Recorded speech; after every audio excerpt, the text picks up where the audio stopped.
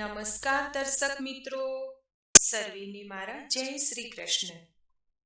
ભગવાને સ્ત્રીની રચના કરતા સમયે તેમાં કઈ ખામી રાખી દીધી? મિત્રો, આજનો આ પ્રશ્ન આપણે બધાએ જાણવું ખૂબ જરૂરી છે. એટલે તમને નમ્ર વિનંતી કે વિડીયોને અધૂરો મૂકીને જતા નહીં, અંત સુધી ધ્યાનથી સાંભળજો તો તમને આખી વાત સારી રીતે સમજાશે. ભગવાને સ્ત્રીની રચના કરતી વખતે એમાં કઈ ખામી રાખી હતી? મિત્રો, સ્ત્રીને સંસારની જનની કહેવામાં આવે છે. સંસારમાં સ્ત્રીના ઘણા સ્વરૂપો હોય છે, જેમ કે મા, બહેન, પત્ની, દીકરી, દાદી, માસી, મામી, નાની વગેરે સ્ત્રીના ઘણા નામ હોય છે અને તમામ સ્વરૂપોમાં તે પોતાના કર્તવ્યોને સારી રીતે નિભાવતી હોય છે. ગુણ દોષ તો દરેક પ્રાણીમાં હોય છે, એમાં કોઈ મોટી વાત નથી. કદાચ સ્ત્રી હોય કે પુરુષ, જેમાં ગુણ હોય છે એમાં કોઈને કોઈ દોષ હોય છે. એટલે આપણે કોઈના દોષો જોવાને બદલે તેમના ગુણો જોવા જોઈએ. આપણે કોઈના દોષ જોઈને ખરાબ નથી બનવું, કેમ કે કહેવાય છે કે મનુષ્ય જે જોવે છે એવું જ વિચારે છે અને જેવું વિચારે છે એવું જ કરે છે. એટલા માટે આપણે એવું જોવાય જ નહીં જે આપણે કરવું પડે. પરંતુ શું કરીએ, આપણી માનસિક સ્થિતિ જ એવી છે કે આપણે હંમેશા બીજાના દોષોને જ જોઈએ છીએ અને આ કારણને લીધે જ આપણી અંદર ગુણોનો અભાવ રહે છે અને દોષો ભરાયેલા રહે છે. આપણે જાણી જોઈને કોઈના સારા કર્મ જોવા નથી માંગતા, પરંતુ આપણે તેના દુર્ગુણોને જોઈને આપણા મન, મસ્તિષ્ક, વિચાર અને વાણીમાં ગંદકી જમા કર્યા કરીએ છીએ અને એને જ આપણી વાણી અને કર્મ દ્વારા લોકોમાં ફેલાવતા રહીએ છીએ. તો અહીંયા આપણે દોષોને જોયા વગર ફક્ત ગુણો ઉપર દ્રષ્ટિ કરીએ તો સ્ત્રી સંસારની એક સર્વશ્રેષ્ઠ રચના છે. સંસારમાં મનુષ્યનું પ્રાગટ્ય સ્ત્રીથી જ થયું છે, એટલા માટે તે સંસારની જનની છે. સ્ત્રીના કારણે જ સંસારનું સંતુલન જળવાયેલું છે. મિત્રો, સ્ત્રી જોવામાં જેટલી કોમળ હોય છે એટલી જ અંદરથી મજબૂત હોય છે. સંસારના દરેક દુઃખ, દરેક સંકટ, દરેક પરિસ્થિતિથી લડવા માટેની તેમની અંદર શક્તિ હોય છે. તેના હૃદયમાં મમતાનો અપાર ભંડાર હોય છે, કરુણાનો ભાવ હોય છે, સંતાન પ્રત્યે ખૂબ વાત્સલ્ય હોય છે, પુરુષને સુખ પ્રદાન કરવાની અદ્ભુત કલા હોય છે. સ્ત્રી માનવ અને માનવતાની રક્ષક હોય છે. એટલા માટે આપણા દેશમાં સ્ત્રીને દેવી કહેવામાં આવે છે, તેની પૂજા કરવામાં આવે છે. કહેવાય છે કે જે ઘરમાં સ્ત્રીની પૂજા થાય છે ત્યાં દરેક સમયે દેવતા નિવાસ કરતા હોય છે. જ્યાં સ્ત્રીનું અપમાન થાય છે, તેને દુઃખ આપવામાં આવે છે, તેને પીડા આપવામાં આવે છે, તેવા ઘરમાં મહાભયંકર દુઃખો અને વિપત્તિઓ આવતી રહે છે. તેવા ઘરમાં દરિદ્રતા હંમેશા નજર જમાવીને બેઠી હોય છે. ઘરમાં લક્ષ્મીનું આગમન સ્ત્રી પૂજાથી જ થાય છે. એટલા માટે નમ્ર વિનંતી છે કે સ્ત્રીને ક્યારેય તુચ્છ સમજીને તેનો તિરસ્કાર કરવો જોઈએ નહીં. સ્ત્રી જ પુરુષની શોભા હોય છે અને સ્ત્રીથી જ ઘર બનેલું હોય છે. લાકડા અને પથ્થરોથી બનેલું ઘર ત્યાં સુધી ઘર નથી બનતું જ્યાં સુધી તેમાં સ્ત્રીનો નિવાસ નથી થતો. સ્ત્રીને ગૃહિણી એટલા માટે કહેવામાં આવે છે કે તેના આવવાથી જ ઘર બને છે. સ્ત્રી વગર ઘરની કોઈ શોભા હોતી નથી.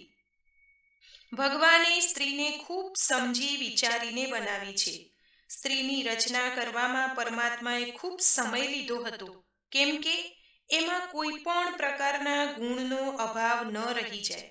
એવું જાણવા મળે છે કે જ્યારે ભગવાને સૃષ્ટિની રચના કરી હતી ત્યારે સૃષ્ટિની રચના કરવામાં તેમને એક ક્ષણનો પણ સમય નહોતો લાગ્યો. પરંતુ ભગવાને જ્યારે એક સ્ત્રીની રચના કરી ત્યારે તેમને ઘણો સમય લાગ્યો હતો. સ્ત્રીની રચના કરતા કરતા જ્યારે ભગવાનને ઘણા દિવસો લાગી ગયા, પરંતુ તે પૂરી રીતે બનીને તૈયાર ન થઈ શકી, તો આ જોઈને ભગવાનનો એક સેવક ભગવાનને એ વાત પૂછવા માટે વ્યાકુળ થયો કે આખી સૃષ્ટિનું એક પળમાં નિર્માણ કરવાવાળા ભગવાન એક સ્ત્રીની રચના કરવામાં આટલો બધો સમય કેમ વિતાવી રહ્યા છે? સેવકે ભગવાનને પૂછી લીધું કે હે પરમેશ્વર, હે સૃષ્ટિના રચયિતા, હે અનંત કોટી બ્રહ્માંડોના નિર્માતા, કરોડો બ્રહ્માંડોની રચના કરતી વખતે તમારે એક પલનો પણ સમય નથી લાગ્યો, પરંતુ હવે આ એવી કઈ રચના છે જેની રચના કરવામાં તમારે આટલો બધો સમય લાગી રહ્યો છે? ત્યારે પોતાના સેવકના પ્રશ્નનો ઉત્તર આપતા ભગવાને કહ્યું કે હે સેવક, આ મારી સર્વશ્રેષ્ઠ રચના છે. આને દુનિયામાં સ્ત્રી નામથી સંબોધિત કરવામાં આવશે. આની અંદર હું અપાર ગુણોને પ્રતિષ્ઠિત કરી રહ્યો છું, કેમ કે દરેક કાર્ય માટે મારે પૃથ્વી પર ના જવું પડે. મારી આ રચનાના ઘણા સ્વરૂપ અને ઘણા નામ હશે. મુખ્ય રૂપથી આ 4 રૂપોમાં જોવા મળશે: માં, બહેન, પત્ની અને દીકરી. આના ઉપર હું સૃષ્ટિની ખૂબ મોટી જવાબદારી સોંપી રહ્યો છું. એટલા માટે મેં આને દરેક પરિસ્થિતિથી લડવા યોગ્ય બનાવી છે. આમાં સાહસ અને સહનશીલતાનો અદ્ભુત સમાવેશ છે. કઠિનથી કઠિન પરિસ્થિતિમાં આ ખુદને સંભાળી રાખશે. દરેક પ્રકારની મુશ્કેલીઓને સહન કરીને, અનેક પ્રકારના દુઃખો સહન કરીને આ તમામને ખુશ રાખવાનો પ્રયાસ કરશે. પોતાના પરિવાર અને બાળકો પ્રત્યે સમર્પિત રહેશે. કોઈ સમય એવો પણ આવશે જ્યારે આ તૂટીને સંપૂર્ણ રીતે વિખેરાઈ જશે, પરંતુ ફરીથી ધીરે ધીરે પોતાને મજબૂત કરીને એક નવા જીવનની શરૂઆત કરશે. આ જ એનો વિશેષ ગુણ કહેવાશે કે આ સ્વયં દુઃખ સહન કરીને, રોગ શોકથી ગ્રસિત થઈને તેને સહન કરતા કરતા પોતાની જવાબદારી નિભાવતી રહેશે. મિત્રો, ભગવાનના મુખથી સ્ત્રીની સહનશીલતા અને કર્તવ્ય પરાયણતાને સાંભળીને આ સેવક આશ્ચર્યમાં પડી ગયો કે આખરે આની આકૃતિ તો પુરુષ જેવી છે.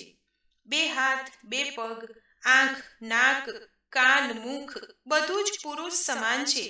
તો પછી આ પોતાના 2 હાથથી આટલા બધા કાર્ય કેવી રીતે કરી શકશે? ત્યારે ભગવાને કહ્યું, હે સેવક, આ જોવામાં તો પુરુષ જેવી જ છે, તો પણ આની અંદર આ બધું કરવાની ક્ષમતા હશે. એટલા માટે આને મારી અદ્ભુત રચના કહેવામાં આવશે. ભગવાનની વાત સાંભળીને સેવકે તેમને સ્પર્શ કરીને જોયું કે જોવું તો ખરો કે આ કેટલી કઠોર છે, જે દરેક વિપત્તિને સહન કરી શકે તેવી છે કે નહીં. જ્યારે તેને સ્પર્શ કરીને જોયું તો એ તો ખૂબ કોમળ હતી, એટલે તે સેવક એકદમ હસવા લાગ્યો. ત્યારે ભગવાને પૂછ્યું કે તને કેમ હસવું આવ્યું? સેવક બોલ્યો, પ્રભુ, તમે કહી રહ્યા છો કે આ દરેક પરિસ્થિતિથી લડી શકે છે. હું એવું વિચારીને હસી રહ્યો છું કે આ તમે બનાવી તો ખૂબ નાજુક છે. આ દરેક પરિસ્થિતિ સાથે કેવી રીતે લડી લેશે? હું તો વિચારી રહ્યો હતો કે આ પુરુષ કરતાં વધારે કઠોર હશે, પરંતુ આને તો તમે ફૂલો કરતાં વધારે કોમળ બનાવી દીધી છે. ત્યારે ભગવાન બોલ્યા, વત્સ, મારી આ રચનાની આ જ વિશેષતા છે. આ બહારથી જેટલી કોમળ છે, અંદરથી એટલી જ મજબૂત હશે.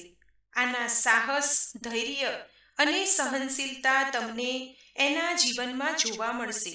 આ વાત સાંભળીને સેવકના મનમાં આ રચના વિશે વધુ જાણવાની ઉત્સુકતા જાગૃત થઈ અને એ પૂછવા લાગ્યો કે હે પરમેશ્વર, શું આ પુરુષોની જેમ વિચાર પણ કરી શકશે કે પછી આમાં આટલા જ ગુણ વિશેષ હશે?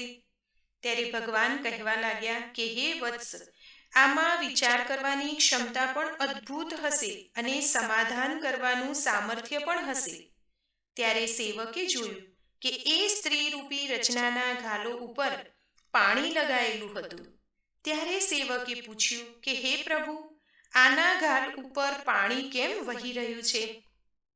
ત્યારે ભગવાને કહ્યું કે હે વત્સ, આ પાણી તેની આંખોમાંથી નીકળવાવાળા આંસુઓનું પાણી છે. આ પાણી ત્યારે જ નીકળશે જ્યારે તે અંદરથી ખુદને દુઃખી મહેસૂસ કરશે. જ્યારે આની અંદર કોઈ પણ પ્રકારની વેદના હશે, કદાચ એ શારીરિક હોય કે માનસિક, એવા સમયે આ પોતાના દુઃખોને આ આંસુઓ દ્વારા બહાર કાઢી નાખશે. આના મનની બધી પીડા, બધી વ્યથા આ આંસુઓ દ્વારા બહાર નીકળી જશે અને ત્યારબાદ ફરીથી તે પોતે જ ખુદને મજબૂત બનાવી લેશે. પોતાના દુઃખોને ભૂલાવવાનું આની પાસે આ સૌથી સારું માધ્યમ હશે અને આ જ એની તાકાત હશે. આ પોતાના આંસુઓથી મોટા મોટાઓને ઝુકાવી પણ શકશે. આ આંસુઓને તે પોતાનું અસ્ત્ર પણ બનાવી શકશે. મિત્રો, ભગવાનની આ વાત સાંભળીને સેવક બોલ્યો, હે ભગવાન, વાસ્તવમાં તમે મહાન છો. તમે સ્ત્રીરૂપી અદ્ભુત રચના કરીને સંસારને શણગારી દીધો છે. સંસારમાં એક અનમોલ રતન મોકલ્યું છે અને સાચી વાત છે મિત્રો કે સ્ત્રીનો ત્યાગ, બલિદાન, સમર્પણ, સાહસ અને સહનશીલતા વાસ્તવમાં અદ્ભુત અને અકલ્પનીય હોય છે. ત્યાગ એવડો મોટો જે કોઈ નથી કરી શકતું. કેવી રીતે તે પોતાના માતા, પિતા, ભાઈ, બહેન, સગા સંબંધીઓથી અલગ થઈને વિવાહ કરીને કોઈ બીજા પુરુષ સાથે જીવનભર સાથે રહેવાનું પ્રણ કરે છે. જરા વિચારો, કદાચ તમે તમારા મા બાપ, ભાઈ બહેન, ઘર પરિવારથી થોડા સમય માટે અલગ થઈ જાઓ છો તો તમને કેવું લાગે છે? પરંતુ આ તો પોતાના એ પરિવારજનોથી હંમેશા માટે દૂર થઈને જીવનભર તમારી સાથે રહેવા આવે છે. જેની સાથે બાળપણમાં તે ખેલકૂદ કરતી હતી, જેની સાથે મોટી થઈ, જેની સાથે અનેક પ્રકારની ભાવનાઓ જોડાયેલી હતી, એ બધાને તેમણે કેવી રીતે છોડ્યા હશે અને પછી કેવી રીતે એક અજાણ્યા સ્થાન ઉપર જઈને, જ્યાં તેનું કોઈ જ પરિચિત નથી હોતું, ત્યાં રહીને એ જીવનની તલાશ કરે છે, એક નવી રીતે ખુશીઓને એકત્રિત કરે છે. તે એક નવા પરિવારમાં ભળવાનો પ્રયાસ કરે છે. તેમાં પોતાના સુખ દુઃખ વહેંચવાનો પ્રયાસ કરે છે. સ્વયં કદાચ પ્રસન્ન રહે કે ન રહે, પરંતુ પોતાના પરિવારજનોને હંમેશા ખુશ રાખવાનો પ્રયાસ કરે છે. ઘણીવાર પરિવારના લોકો અલગ અલગ વિચારોવાળા મળી જાય છે.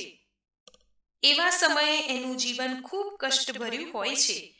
એમની સાથે રહેવાનો પ્રયાસ કરે છે. ઘણીવાર તેના ખરાબ આચરણના કારણે ઘણી સ્ત્રીઓને પોતાના જીવનનું પણ બલિદાન કરવું પડે છે. ધન્ય છે નારી શક્તિ. નારીને વિધાતા એ આટલું દુઃખ સહન કરવાની શક્તિ આપી છે. બાળક જ્યારે ઉદરમાં આવે છે ત્યારે અનેક પ્રકારની પીડાઓ સહન કરતા કરતા પ્રસવકાળની એ ભયંકર પીડામાંથી પસાર થવું પડે છે, જે સાક્ષાત મૃત્યુનું બીજું રૂપ હોય છે.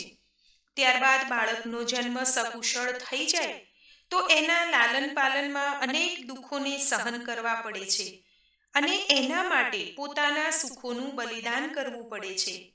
નારી ખુદ દુઃખ સહન કરી લે છે અને પોતાના બાળકને દુઃખોથી બચાવે છે. આ ત્યાગ અને બલિદાન ખૂબ અદ્ભુત છે. ખરેખર નારી ઈશ્વરની સર્વશ્રેષ્ઠ રચના છે. હવે ભગવાનનો સેવક કહે છે કે હે પ્રભુ, તમે આટલો સમય લગાવીને સ્ત્રીની રચના કરી છે, તો મને વિશ્વાસ છે કે આ રચના તમારી સંપૂર્ણ રચના હશે. ત્યારે ભગવાને કહ્યું, નહીં, હજુ આમાં એક કમી છે કે આ તમામ માટે સુખનું કારણ બનશે, બધાયને ખુશ રાખવાનો પ્રયાસ કરશે, પોતાના પરિવારની હિંમત બનશે, પરંતુ સ્વયંનું મહત્વ ભૂલી જશે. તે પોતાની કિંમત જ નહીં સમજી શકી કે હું આ દુનિયા માટે કેટલી મૂલ્યવાન છું. આ સ્ત્રી દીવાની જેમ પોતાનું જીવન વિતાવશે. જેવી રીતે દીવાની નીચે અંધારું રહે છે અને ચારે દિશાઓને રોશન કરે છે, એવી જ રીતે સ્ત્રીનું જીવન હોય છે, જે પોતાના માટે ઓછી પરંતુ બીજાના સુખો માટે વધારે જીવે છે. બીજાના સુખો માટે ખુદ કષ્ટ સહન કરી લે છે. મિત્રો, સ્ત્રી વાસ્તવમાં પરમેશ્વર દ્વારા આપવામાં આવેલો સંસારનો સૌથી અદ્ભુત ઉપહાર છે. તે દરેક ગુણોમાં પરિપૂર્ણ છે. એટલા માટે આપણે ક્યારેય સ્ત્રીનું અપમાન ના કરવું જોઈએ, ક્યારેય તેને દુઃખ ના પહોંચાડવું જોઈએ. સ્ત્રીનું હંમેશા સન્માન કરવું જોઈએ, કદાચ તે કોઈ પણ સ્વરૂપમાં હોય. મિત્રો, કદાચ તમને વિડીયો અને આ કહાની પસંદ આવી હશે. જો આજનો આ વિડીયો પસંદ આવ્યો હોય તો લાઈક કરજો, તમારા મિત્રો સાથે શેર કરજો. ચેનલને જો પહેલી જ વખત જોઈ રહ્યા છો તો સબસ્ક્રાઇબ જરૂરથી કરી લેજો, જેથી નવા આવનારા તમામ વિડીયો તમને મળતા રહે. કમેન્ટમાં જય શ્રી કૃષ્ણ જરૂરથી લખજો. ધન્યવાદ. સર્વેને મારા જય શ્રી કૃષ્ણ.